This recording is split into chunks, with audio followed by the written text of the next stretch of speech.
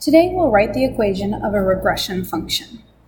What is a regression function? Well, in 1885, Charles Darwin's cousin Francis Galton conducted a study where he looked at adult children and their height and tried to see is there a relationship between the height of fully grown children and their parents.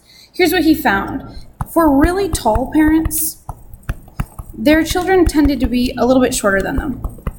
And for really short parents, I'm exaggerating, their children tended to be a little bit taller than them. He said the offspring's height, children's height, tends to regress to average. That is, if your parents are really tall, you're going to be a little bit closer to average by being shorter than your parents. If your parents are quite short, you'll probably be a little bit taller than your parents, and thus closer to the average. That's where this word regression comes from.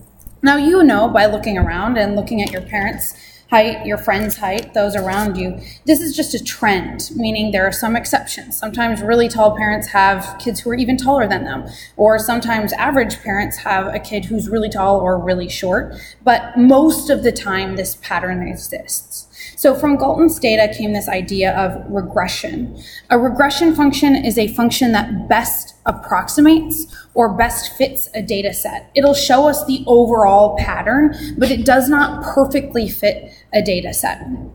Okay, let's go ahead and get started.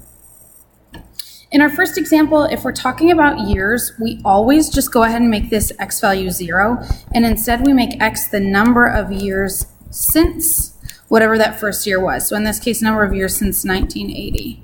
So we'll change 1985 to 5. This just allows us to use smaller x values.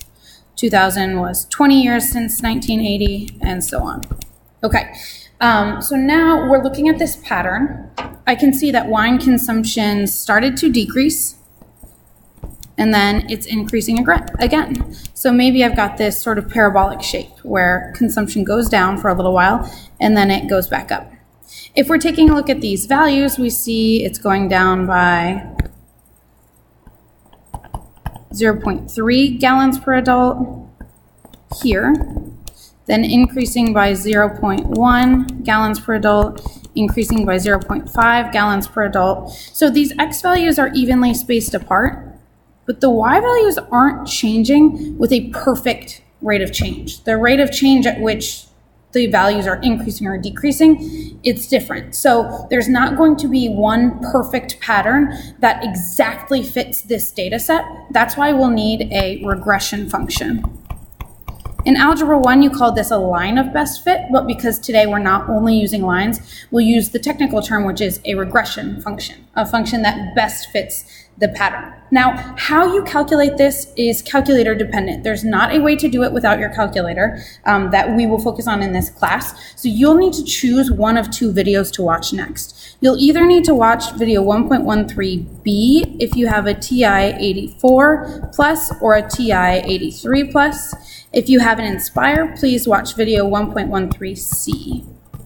If you have a different kind of calculator, please text me tonight and we'll figure out what to do from there. Okay, watch your next video.